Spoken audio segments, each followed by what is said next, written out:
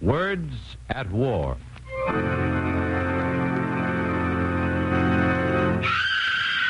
Stop him! Stop him! Fire! Billy! Stop! Halt! Or I'll shoot! So, trying to give a signal to the enemy, huh? This'll teach you, you swine! Stop it, you fool, you'll kill him. And what's wrong with that? He's a traitor. He set fire to the haystack. Look, it's shaped like an arrow and points to the factory. Fool, if you kill him now, how are we going to find out who his accomplices are? In the stomach. Why couldn't you have shot him in the leg, you fool? Why don't you use your brain? I was only trying to do my duty. I saw... Never mind what you saw. Let's get him to the hospital immediately. There they come. They saw the signal. They'll be back tomorrow night. And then it'll be all over for us. Let's get to Herr Bomber at once.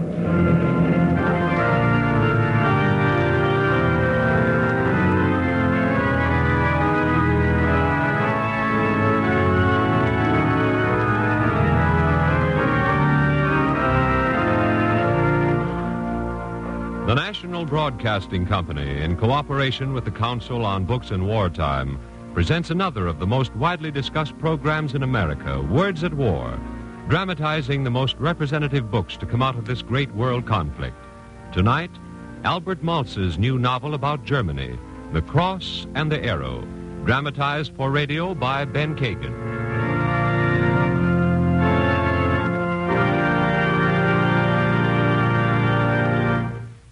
Herr Bomber, I'm Commissar Kerr, Gestapo. Yes, come in, Commissar. I've been expecting you. Now I'll give you the background of the case. We make medium tanks here. Turn them out like rolls. We used to be in Dusseldorf, but the bombings got too hot, so we were moved 7 months ago.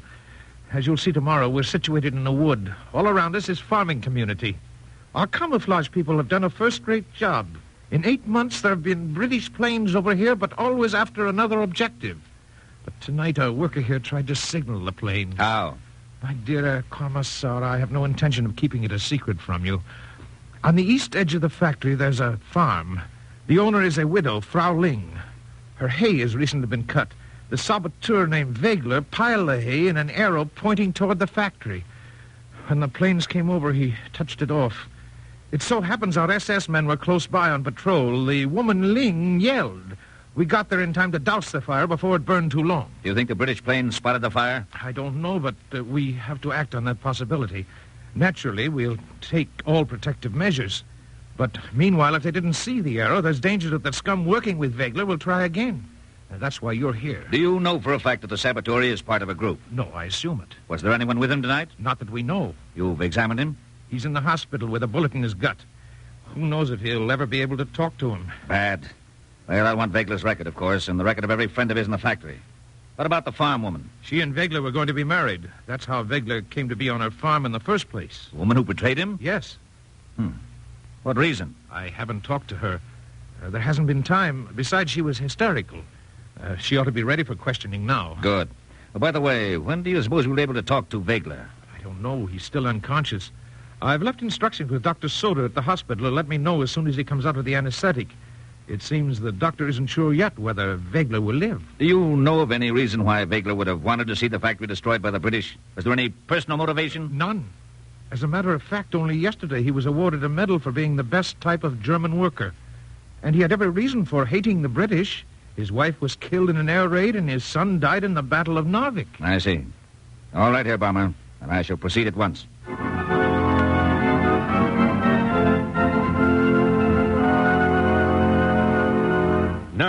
Nurse, what is Wegler's temperature now? 99, Dr. Soder. Up a few points. Take his pulse every half hour, nurse. Really now, as though every hour weren't enough. Damn it, woman, will you do as I say? We must bring him out of the ether quickly. Yes, sir. It's not that I mind, only I don't like to see you lose your calm. A doctor should be calm. What happens to a patient when a doctor isn't calm? He dies. He's buried, and the worms enjoy him. Soon it will happen to you, nurse. Now every half hour. Remember, I want you to call me at once if his pulse goes higher than 101. Yes, sir. The drip infusion is to continue. You might be putting some wet gauze on his lips. Yes, sir. Very well. Now you take care of him properly. He must be in condition to talk by morning. Unless he dies first. What will happen? I'm waking up. I've been asleep. No. I've been sick. There's a pain in my belly. Yes, I remember now. The elite guard. The flash of moonlight on the rifle barrel. I must be in the factory hospital. I'm wounded and trapped. As soon as they find out I'm conscious, they'll be after me to talk. Bauma will come. Will want to know who my accomplices were. He will want to know why I signaled the British planes. They will force me to talk. There is a solution. I must kill myself, and quickly. The only thing I have to do is rip off the bandage. But then, how will I know? How will I know if the British plane saw the arrow? I must know. I must remain alive until tomorrow night. Well, nurse? He hasn't stirred. Pulse 105. No septicemia. Peculiar. Very peculiar. Could it be a cranial injury, Doctor? I don't see any signs of it. But I don't quite understand this extended unconsciousness. Look at him. He lies there like a log. Doesn't even stir. Nurse, I want you to look at him every 15 minutes. And call me the instant he comes to. So, they think I have a skull injury. Good. The only thing I have to do is lie like a log, as the doctor expressed it. If only the throbbing in the belly would stop. It will be hard this way. No mistake about that. But it must be done. Not a sound shall escape from my lips. Not a sound. Dear God, make the British planes come. Make them come tonight. And help me think of something. I must not give in to this pain. Rowling, come in. Sit down, please. You have my deepest admiration. What you did tonight earns the gratitude of every German. My name is Commissar Kerr. What about the man Wegler, Commissar? He's in the hospital here. He's all right? The operator, we don't know yet. What will happen if he gets well? He'll be executed for treason, of course. So? Good. Very good. Still, it must be hard on you. On me? Why should I care? You were going to be married, weren't you? I? No such thing. A complete mistake, sir. To him? Ah. I see. Well, tell me what happened tonight. Well, I was in bed. Something woke me up. I don't know what. Then I saw him through the window running in the fields. So I yelled to him. The window was open, but he didn't stop. I could see that he was doing something with the hay, but I didn't know what. I ran outside. He wouldn't talk to me, and when I tried to stop him, he knocked me down. Then when he began to pour the kerosene on the hay, I understood what he was doing. I saw the way he had the hay piled, I mean. I ran toward the fire and yelled. He ran after me with a pitchfork. He wanted to kill me. That's all. Nothing more that you can think of? Anything he ever said that would be a clue? No. Oh, you haven't been frank with me. I think I know why. To a simple, honest woman like you, the Gestapo commissaire seems a strange man. Now, you mustn't be afraid. I, the Gestapo commissaire, am relying on you to help me. Now, you know Wegler, and you can tell me about him. You were going to be married to him. No, I told you before. He was an acquaintance. Very good. You want me to consider your link with the traitor? Very good, I will. Some reason you're denying what everybody knows. That you knew Wegler, that you were lovers, that you intended to be married. It's a lie. For goodness sake, woman. It was you who called the guards and saved the factory. Why are you lying now? Perhaps there'll have to be 2 customers for the axe. An axe isn't particular, you know. The head rolls into the basket just the same. Please, please. Out with it, woman, and I want the truth. I was so afraid. I didn't know what might happen to me. Nothing will happen to you. I was going to marry him. He was at my house tonight. Then he left. I thought to go home to the barracks. I went to my room. Then I saw him like I told you. The rest is just how I said. Why did he do it? That's what I want to know. Why? I don't know. He told me he was going to do something. Something important, he said. I asked him what, but he wouldn't tell. He said we were both guilty because of the pole. Guilty? What does that mean? That's what he said. It sounds crazy to me. Who's the Pole? On my farm, a prisoner. He works for me now. I bought him. Wegler was mixed up with the Pole, eh? No, he couldn't have been. I've only had the pole since 2 nights ago. There was no time. Oh, in that case, why did he say he was guilty? That's what I don't know. I've been thinking all night. I think he was crazy Yes? Why do you think so? to do a thing like that. He had no reason. How do you know he had no reason? Oh, he was always patriotic. You suspected nothing? He never said anything? You think I wouldn't have reported the slightest thing? Did he ever criticize the party leaders? Oh, no, sir. You mean he didn't even criticize Labor Front leader Baumer? Wegler wanted to work on your farm, didn't he? What did he say when he was refused permission? He hardly ever spoke of it. He just told me that he was called for the army. Oh, he didn't want to go to the army, surely. He's no youngster. He only told me tonight. I don't know what he felt. He was just talking crazy, like I said. So you think Wegler was crazy, and that's why he set off the signal. He had no accomplices. Yes, sir, he must have been crazy to do a thing like that.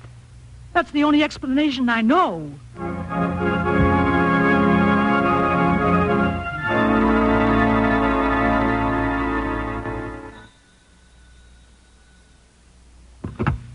Hello, Soda. This is Baumer. Is Wegler conscious yet? No. I want you to wake him. I'm sorry, Soda, but... you're not cooperating. In an hour, I face a meeting with the superintendent. I've got to see Wegler before that. Why can't you use smelling salts or give him some drug? It's this way, Baumer. I might give him a strychnine injection, Would but that bring him to consciousness? It might, but... Give it to him. Just listen a moment, please. I promise you I'll do as you say, but listen to the facts first. I'm listening. The strychnine might bring him to consciousness, but it might also kill him. I'll take a chance. He's no good to me this way. But he might die before he's had a chance to talk, and Look then... here, Soda. I have an appointment for 8 sharp. The entire factory's to meet. By that time, I want what's behind this business of Wegler's if I have to tear it out of his guts with pliers. You hear me? All right, Baumer. At 8 o'clock. No later.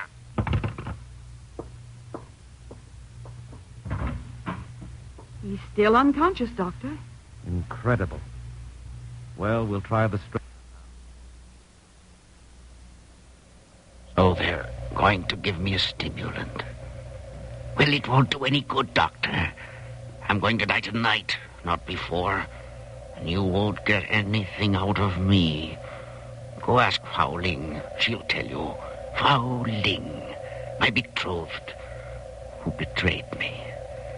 If not for her, the arrow of burning hay would have blazed up unhampered. Yet I don't hate Bertha Ling. She was a good woman. She loved me. Curious how we first met.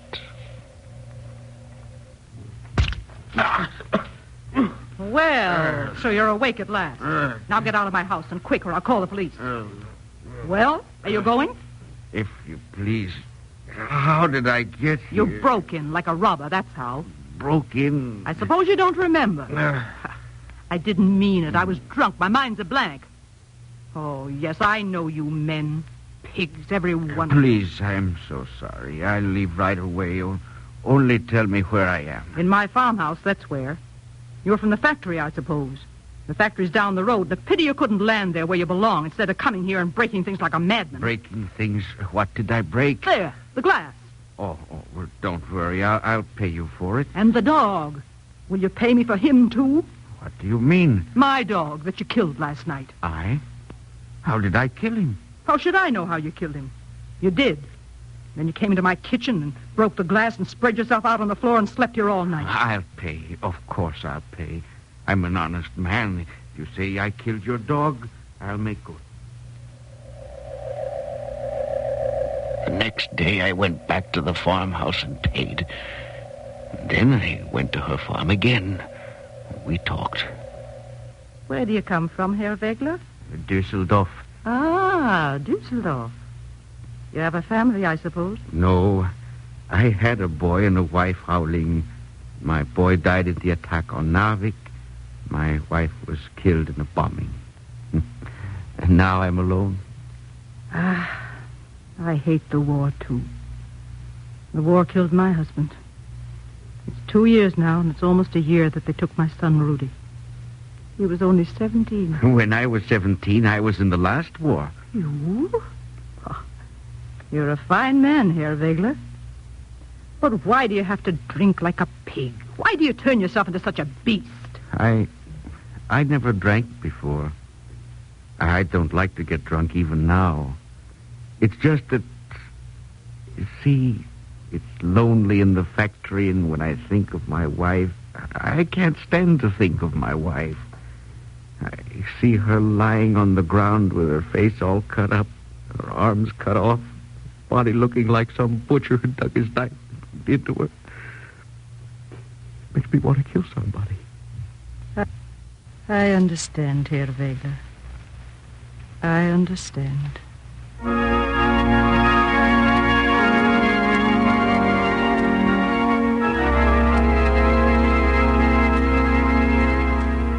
Pulse 101, Doctor. Do you think we'll really have an air raid tonight? I don't know. It's possible. Bauma tells me they have already begun to build fortifications, and some guns are coming in this morning. Syringe, please. Yes, I can see them from here. Looks as if the whole factory's out there digging. Here you are, Doctor. I must hold still. Mustn't move. Think of something else. That night in front of the farmhouse when Bertha and I discussed our coming marriage.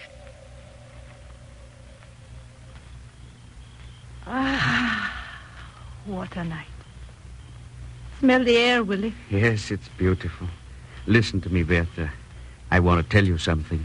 I am listening. Let's get married. There you go again. I told you we must get permission from my son, Rudy. Legally, he owns this farm, and he must approve. But what if he says no? Anyway, it's crazy for two grown-up people to ask a boy of 18 for permission to marry. He won't say no. Then why don't we get married now? That I can't do, Willie. After all, my own son. In decency, I have to let him know beforehand. I've just explained the law to you. We're hereditary peasants. I understand the law. But what if your boy does say no? He won't. I promise. You don't answer me, Bertha. I say, let's get married. You think I need this farm to support you? I don't. Oh, you. Like a phonograph record. Good night, my phonograph record. I'm going to sleep now. And you'd better go to sleep, too. And stop worrying over your stupid worries, whatever they are. Worry? Why? Who worries? You do. And it's no use lying to me. I wish you could get another job. That terrible hammer you work with all day. It's enough to drive a man crazy. You know, Bertha, I've started thinking the same thing myself. I don't like the hammer so much anymore. It seems harder now. Well, never mind, Willie. Soon we'll get married, won't we? And then you'll come and live on the farm. That's what I was thinking. For another little while, Bertha, I guess I can't stick it out. And then he came home. Her son, Rudy. You ready for the coffee now? Yes, Mama. Bring it in. It's a wonderful meal, Mama. Hey, Willie? Certainly was, especially this champagne. You certainly got a lot of nice things in France, Rudy. Those sweaters and the night dresses and the perfume. Yes. Rudy said he picked them up for practically nothing. You know who had it lucky? The first soldiers that went into France. They used to spread butter on candy bars, they told me. Stores were half cleaned out by the time I arrived. How rich those Frenchies must have been. Yeah, rich and fat and stupid. French always used to boast of their culture. What culture? They're no more than barbarians. Have their minds on good living and money.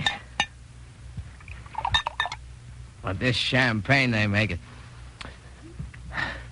Some stuff. Hey, Willie. Rudy, your mother has written to you. We want to get married. I assure you. Oh. So you want to get married, eh, Willie? Well. Rudy, please, say yes now. You're leaving tonight. Yes, I'm leaving tonight. Leaving my farm. Sure, why not get married? What do I care? Likely send me to the front and I get killed anyway. No, Rudy, don't say things like that. But listen, I want one thing understood. I run the farm. What I say goes. Absolutely. I give you my hand on it. Oh, isn't it wonderful, Willie? Now you'll be able to leave your job in the factory and come to work on the farm. What you wanted all your life, Willie. Oh, I can hardly believe it.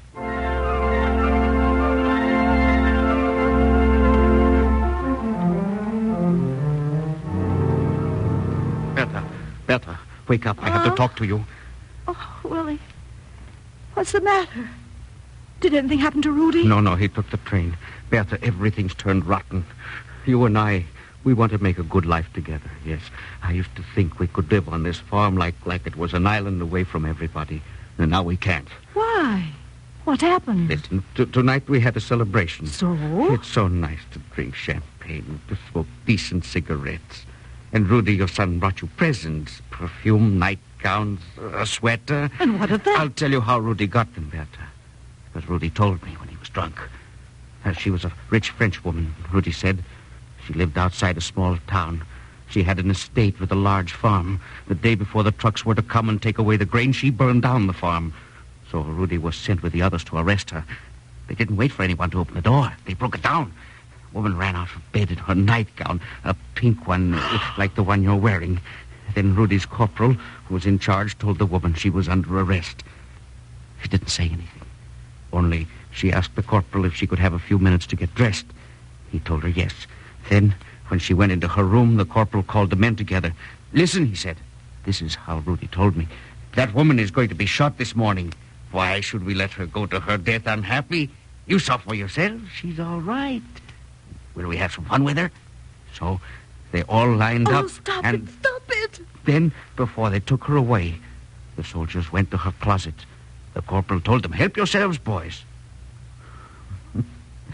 So that's how a German mother got a fine sweater and 2 nightgowns and a bottle of perfume. Oh, what do you want me to say, Willie? It isn't women who make war. You don't understand, Bert. It's not just war itself. It's that Rudy wasn't ashamed.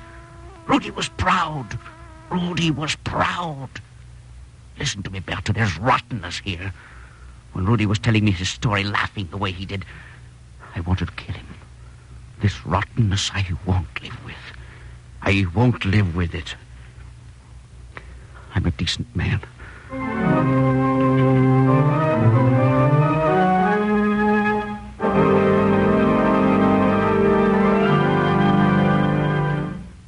Your name is Baronsky? Yes, sir. Stefan Bironsky.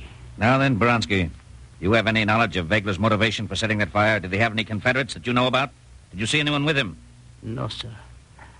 He himself alone came to the barn and talked to me. Wegler spoke to you? What about? He wanted me to escape, sir.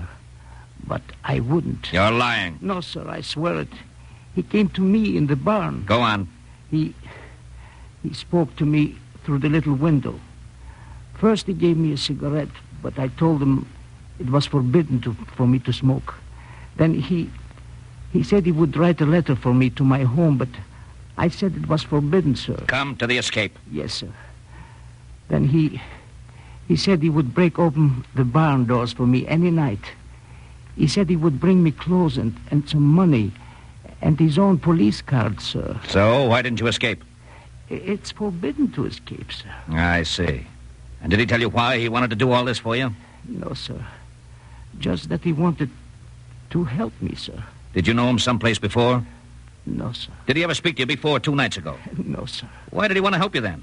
For your good looks? I don't know, sir. You don't know. No, of course you don't know. He was crazy, that's why. Crazy as a bedbug. I tried to tell you, Berta. I tried. Willie, it's all arranged. I've written to the labor front leader in your factory, and in a few days you'll be transferred to the farm. Well, darling, don't you have anything to say? Berta, who is in the barn? In the barn? Why, a Pole, of course. He's to work for me. 17 marks I had to pay. Berta, how can you? How can you even say it? You bought a man, Berta. You paid money for a human being. But these are prisoners. Besides, I'm a farmer, Willie. You're not. If I don't meet my quotas, they'll take away my farm. You want that? I want you to take back the Pole. Take him back? Are you crazy, Willie? I already paid for him. Should I return the Pole and let my hay rot? Yes. Oh, sure. How easy it is for you to talk. It isn't your farm. What do you care? But I do care. Berta, darling, take the Pole back. Please, I beg you. I'll work for you at night on Sundays when I'm transferred. Berta, listen to me. You listen to me. This is your responsibility, too. We're to be married, remember. And I'm not to blame for the war. I didn't start it. No, I don't really blame you, Berta. You just didn't understand. When you betrayed me, you were only doing something that's been bred into you. Well, Willie, what did the labor front leader say? When can we get married? Berta, I'm not to be transferred to the farm. You're not? Oh, well, in a few months, maybe. Bertha, they've called me for the army. Oh. Well, never mind. The war will end soon. Bertha, I'm not going to their army. I have something to do. What do you have to do? What are you talking about? I have something to do. A deed. You don't make sense, Willie. It's like, I mean, what Rudy did, you see. I'm guilty, too. It's like I brought you the sweater myself. I've been part of it. I make tanks. And you've been part of it, too, with the farm and the pole. We're all guilty. Willie, I think you're drunk. We're swine, Bertha. They've turned us all into swine. Now they want me to volunteer for the army. It's more war they want, more killings and more sweaters and more people to sell in the village at 17 marks. I won't do it. I stop here. Right now I stop. Somebody has to say no to them. Well, what'll you do? Bertha, will you help me? Oh, you're crazy. Oh, you're tired. What are you doing? What are you doing with the kerosene? Willie, come back here. Willie!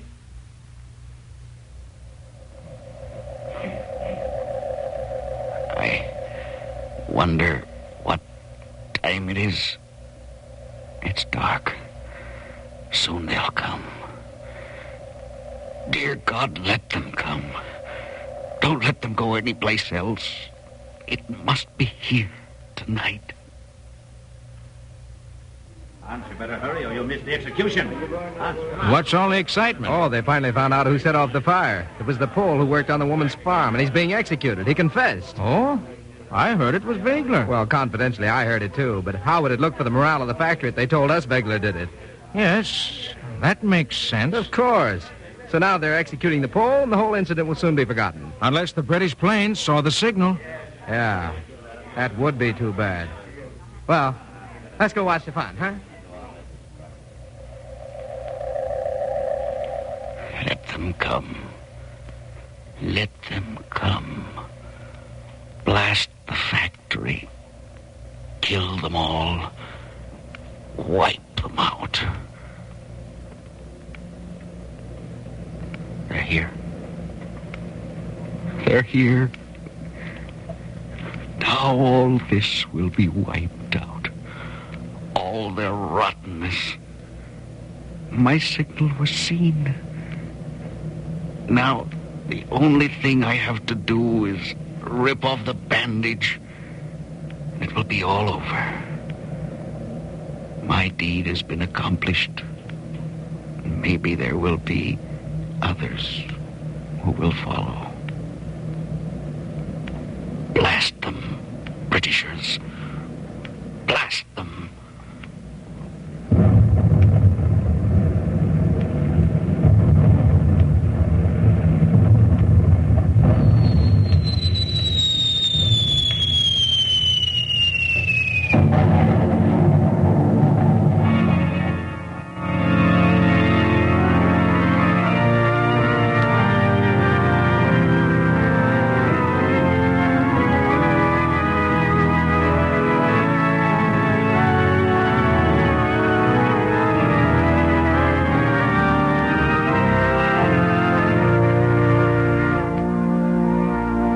Tonight on Words at War, we've brought you Albert Maltz's novel, The Cross and the Arrow, adapted for radio by Ben Kagan.